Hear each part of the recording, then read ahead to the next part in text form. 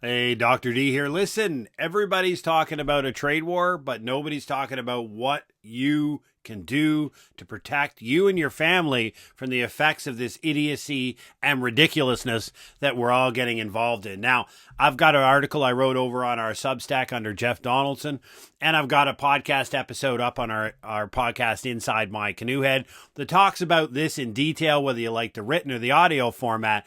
But for visual purposes here, let's be clear. This is happening. It's very well understood why the 2020s are the disruptive decade they are. I've spoke about this at length before. Since the 1400s, about every 70 or 80 years, humanity decides to reorganize the global order. Different countries jockey for position, relationships change, trade changes, globalism, regionalization, whatever you want to call it. We've done this like clockwork. And the last one was the 1940s. The Bretton Woods Agreement that emerged from the Second World War set up the conditions for how the next 70, 80 years of humanity would be organized. And here we are, the 2020s, the next time we're doing it. Now, the pandemic, that just was a surprise to everybody. But the 2020s are disruptive like they are. And this new trade conflict that we find ourselves in is just the next iteration of a very expected process. And if you spend any time with Americans, and I love Americans, I've fought overseas with them. They're a great bunch of people. There's a book up behind me there by Peter Zeihan called The Accidental Superpower that very clearly outlines why America found it in this uncomfortable position of being a superpower, something that if you understand the American foundation is the antithesis to what they want. They just want to be exceptional and to be left alone. And there's a whole bunch, I won't go over everything in his book. If you're interested in the 70 to 80 year cycle that I talk about, Ray Dalio has a great book on the principles of navigating or understanding the changing world order. That gets into very specific detail about it. But this was expected.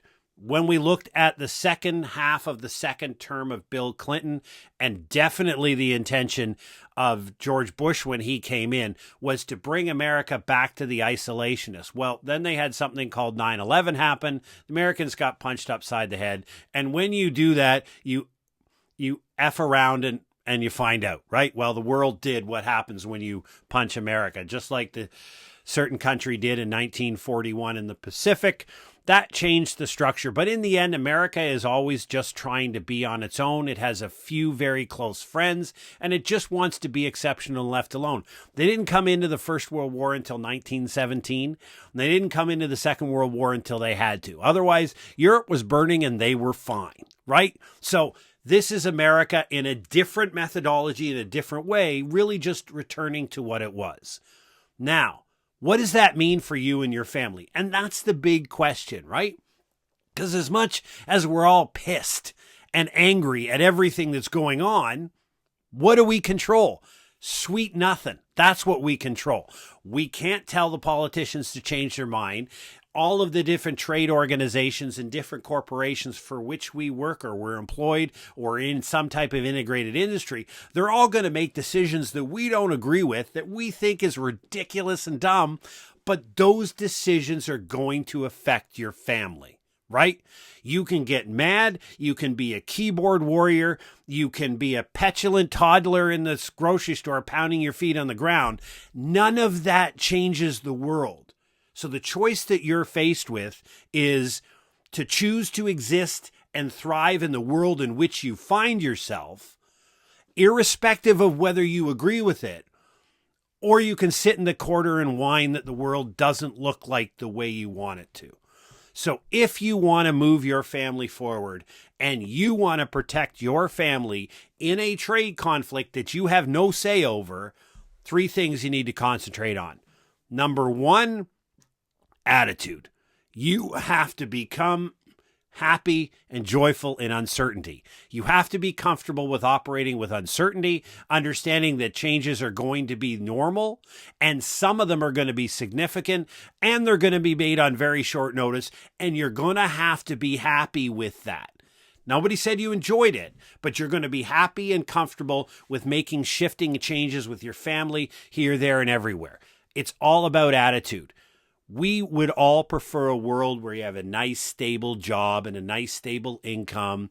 Price fluctuations stay within our range for inflation, and political and economic moves are just little, incrementalization on the margins, as they like to say on neoclassical economics, right? That's the world we prefer. That ain't the one we're in, friends. Not at all. So I get that you want that, and I do too, but that's not the real world. So the number one thing you have to do is be comfortable with being uncomfortable and making decisions that are very uncomfortable and are going to change the way you do life.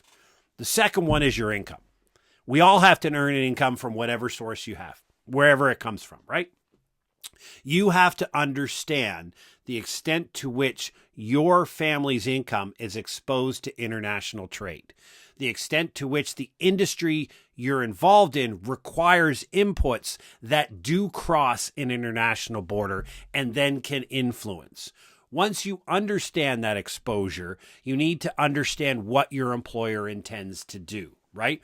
If you're a car part manufacturer in Ontario, you're probably going to be more concerned than somebody who is a teacher, but the influence is not zero.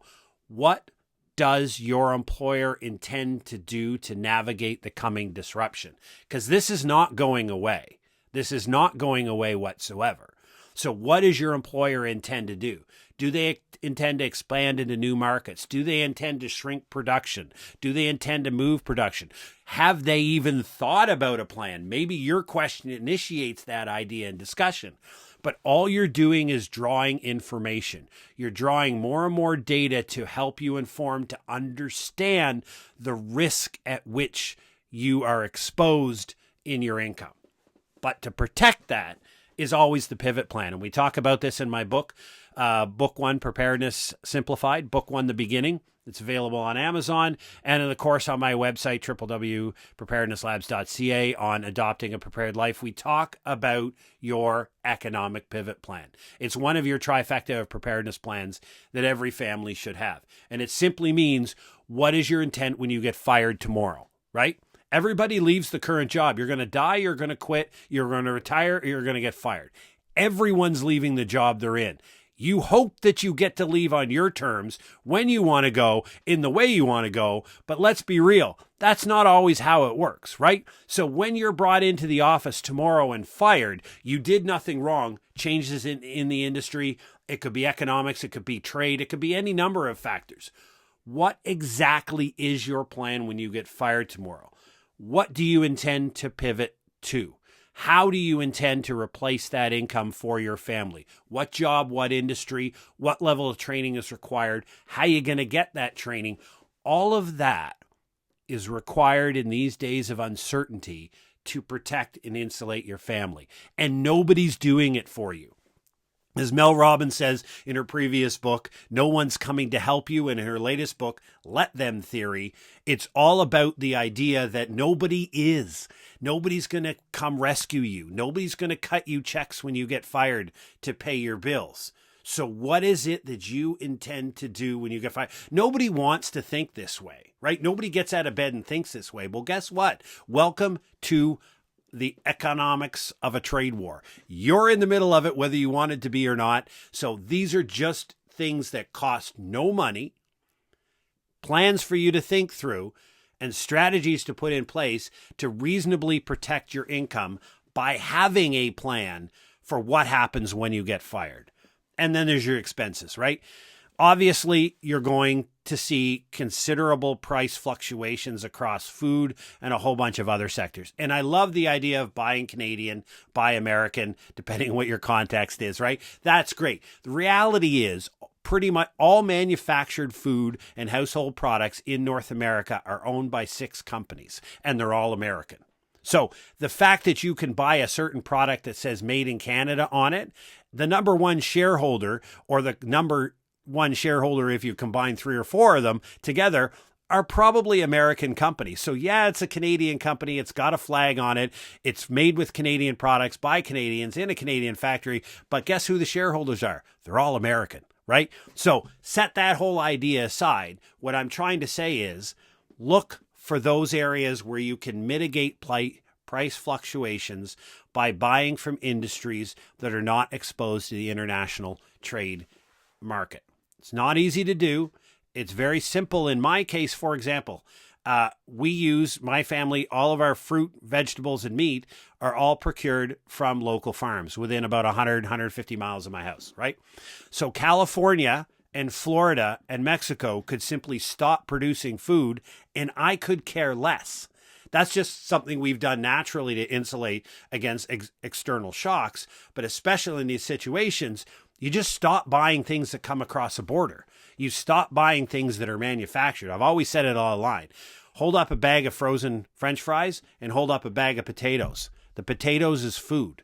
The bag of frozen French fries is a manufactured product that is reasonably digestible by the human animal, right? They're two distinctly different things. If you buy food that comes from a local source, then the fight back and forth, other than very few inputs, maybe potash, fertilizer, or something along that lines, very few inputs into that local farm is going to come from across the border, and you can insulate it. You can't totally remove price fluctuations, but you can do what you can, what work you can to insulate your family against those price fluctuations.